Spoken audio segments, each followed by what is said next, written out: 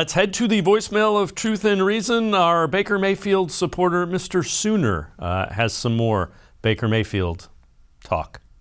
Mr. Dave Bacon, you know who this is. I'm your buddy, Mr. Sooner Mayfield.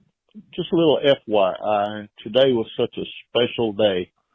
75,360 people were at OU Stadium to honor Baker Mayfield and the unveiling of his Heisman statue. Now, there was a lot of information going around today. One of the things was new coach Brent Venables said this will be the 128th team that OU has put on the field. Now, if you take that, and there's regularly about 100 people probably on the team, sometimes a little more or a little less, that's 12,800 people that's played for OU. And you know who was voted number one of all of them? Baker Mayfield. And I will say this, I'll be the first one to tell you, it's going to be like Drew Brees. Drew Brees left the San Diego Chargers that had LaDainian Tomlinson, and they wanted to run the ball more, and they kind of hampered Drew Brees.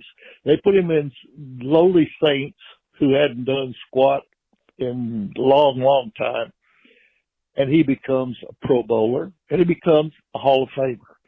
I'm just saying right now, the Browns are going to lose out because Baker Mayfield is a winner. And when Baker is made to challenge, he rises to it every time. Ashley Bostock, I think Baker Mayfield is a competent NFL quarterback. I wouldn't say he's the next Drew Brees. Yeah. That's fair. Okay.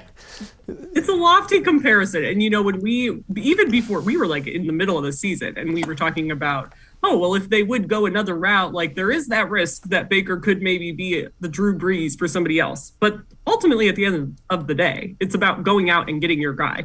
If the Browns have decided that Baker Mayfield is not their guy and Baker Mayfield no longer wants to be here, maybe they win a Super Bowl the other way. You know, there's not much you can do in this situation. And I will say, like, no one, I think, is debating what Baker Mayfield means to Oklahoma, what he meant to college football, the fact that he tried to bring some of that personality to Cleveland, and how much that personality did play a part in the culture shift here. Like, you know, I just think at the end of the day, people maybe thought in Baker Mayfield, there would be a franchise quarterback when maybe he's just the transitional quarterback. And that's okay too. And I think, you know, in some instances, I haven't been the easiest on Baker these last few months, but I do think the pendulum has maybe, and we've talked about this on the Orange and Brown Talk podcast, that the pendulum has maybe swung the other way on Baker, and maybe that the criticism is getting to be a bit too much, but because he does deserve some credit in all of this. But I don't think the Browns can say, oh yeah, here's your extension automatically because you did those things. Thank you. Here's your extension. And we're a little worried about you becoming the next Drew Brees. That's just not realistic. And that's not how the NFL works, especially when you have a chance at a top 5 quarterback in the league. And certainly I hope Baker Mayfield goes and does what he can possibly do and becomes a good NFL quarterback. Again, we'll see.